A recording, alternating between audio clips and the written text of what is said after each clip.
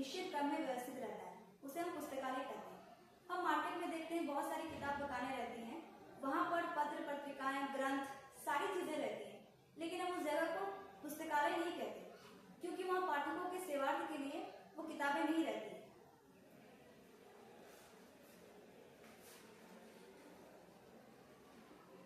पुस्तकालय वह स्थान है जहाँ विभिन्न प्रकार के पाठ्य सामग्रियों का संग्रह रहता है।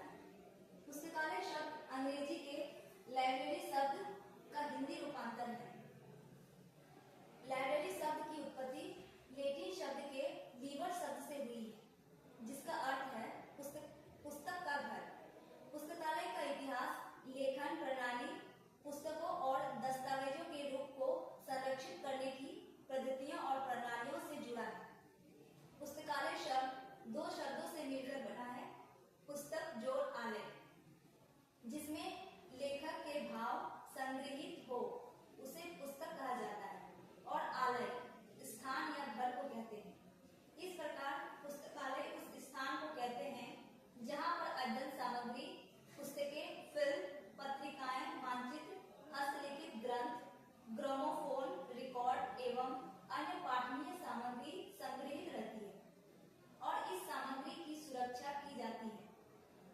परंतु पुस्तकों से भरी अलमारी अथवा पुस्तक विक्रेता के पास पुस्तकों का संग्रह पुस्तकालय नहीं कहलाता, क्योंकि वहाँ पुस्तकें व्यावसायिक दृष्टि से रखी जाती है, जबकि पुस्तकालय में पुस्तकें पाठकों के सेवार्थ रखी जाती है।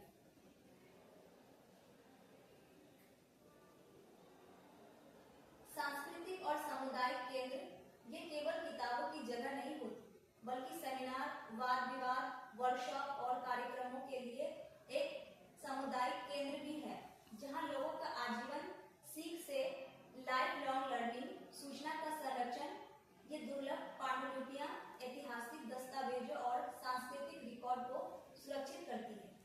डिजिटल सेवाएं